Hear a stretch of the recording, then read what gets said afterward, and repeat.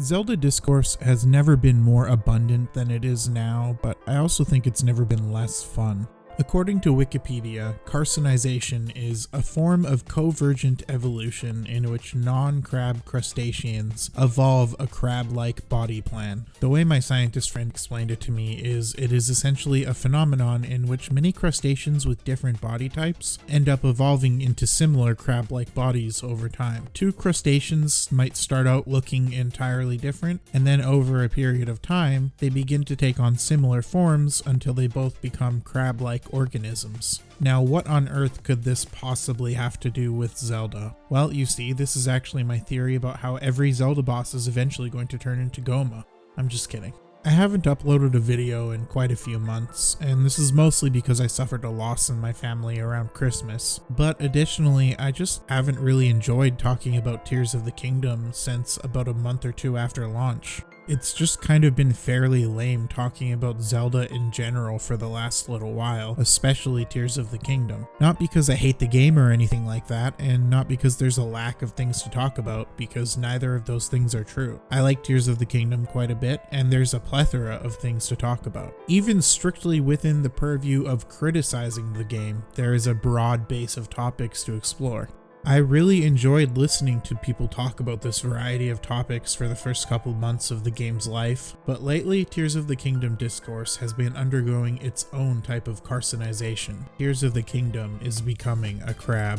So what I actually mean by that is that there is one central point in regards to Tears of the Kingdom that seems to dominate the discussion. And it doesn't matter what topic you begin discussing, eventually the conversation finds its way towards this central topic. And the span of time in which you can talk about other topics in Legend of Zelda before it inevitably devolves into a discussion on the central topic seems to be shortening as the days go by. So pretty much every Tears of the Kingdom conversation, and heck, even most Zelda conversations in general, end up focusing on this topic regardless of how they started.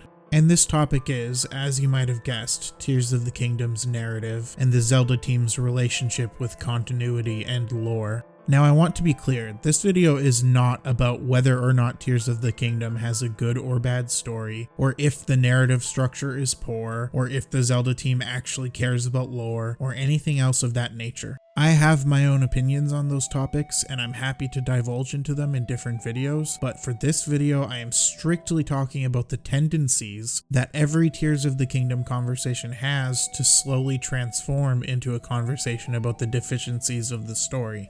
You can start off by talking about how cool the Great Sky Island is, or how underwhelmed you are with the sky in general, or you can be asking for advice on how to save a particular Korok, and there's a good chance the conversation is eventually going to turn into a debate about whether or not Aonuma cares about the series lore, or whether or not the Princess Zelda plot twist was actually good. I'll give you some examples, and these are all real examples that I've witnessed with my own eyes. Some of them are conversations that I've read between Zelda creators, some of them have been on Twitter or Reddit, and believe it or not, one of them is a real-life conversation I heard in line at a Tim Hortons of all places.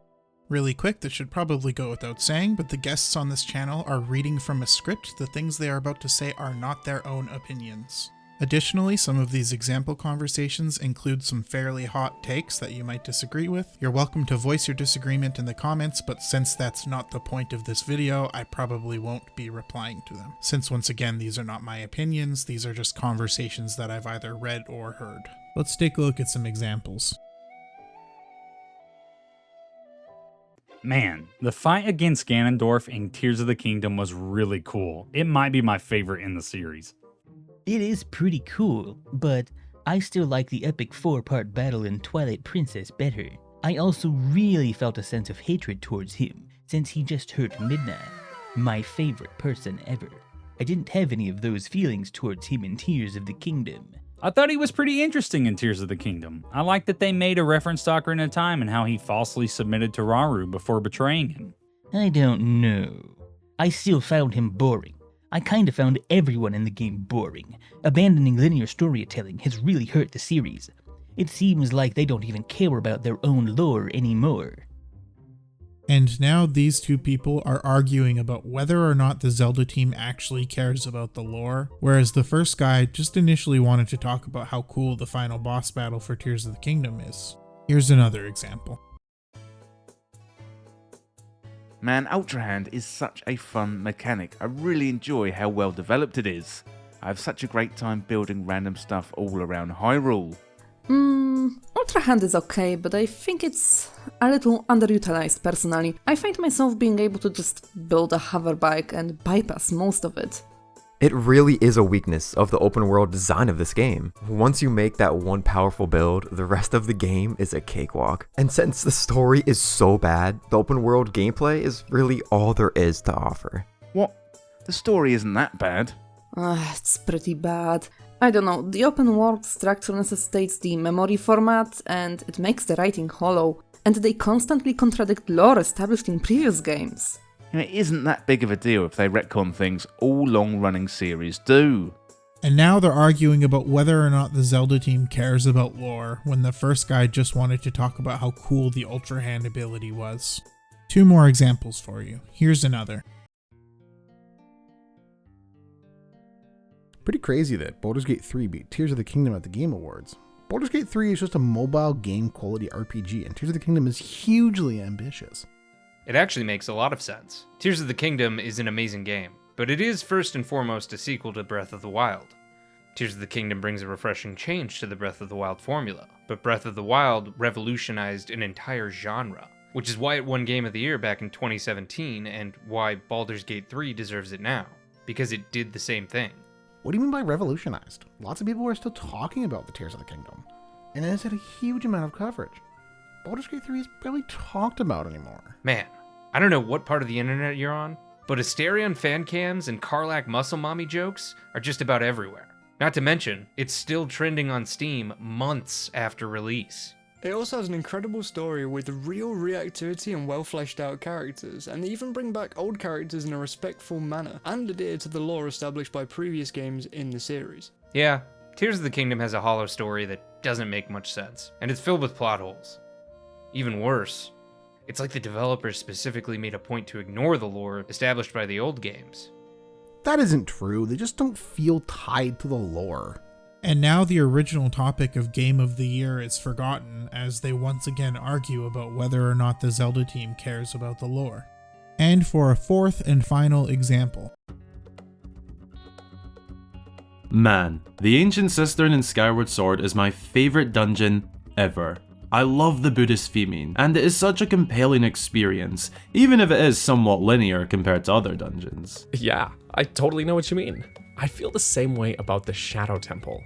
I understand it isn't the most mechanically complicated dungeon in the world, but it really succeeds at being a virtual haunted house that relies on interesting visuals and excellent environmental storytelling, as opposed to complicated dungeon mechanics. You can do some pretty cool things with an extremely linear dungeon, and sometimes if a dungeon is too open-ended and not linear enough, it can end up feeling like it has no soul, which is what I see with the Divine Beasts. Yes, exactly.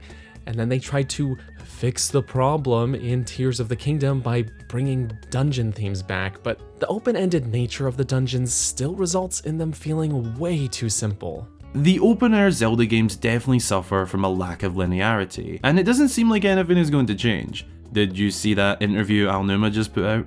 Indeed. Pretty disappointing that Aonuma just doesn't care about old Zelda anymore.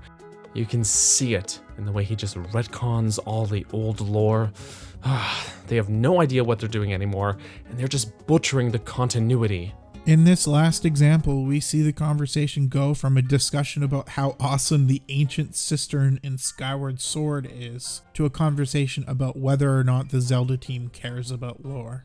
If you think I'm cherry picking, go to any major video with a decent amount of views about Tears of the Kingdom. Read through some of the comments, especially sort by new. The video will have literally nothing to do with the story, and the comments will still entirely be about how Aonuma doesn't care about lore, or about how the story is horrible.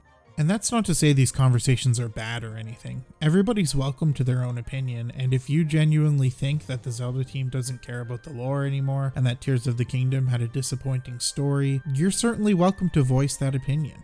And in fact, if I was to take any of these individual conversations I used as examples out of their context and looked at them in isolation, the move from whatever the first topic was to talking about whether or not the Zelda team cares about the story would seem like a perfectly natural evolution of the discussion. Each step of the discussion makes sense as the next logical point for it to reach. The problem is just that for just about every conversation in the fandom, the next point seems to be taking one step towards talking about whether or not Aonuma cares about the lore and whether or not the story is bad. And eventually, regardless of what you start off talking about, just about every single conversation ends up about the story. Every conversation eventually turns into a crab. Aonuma is a crab.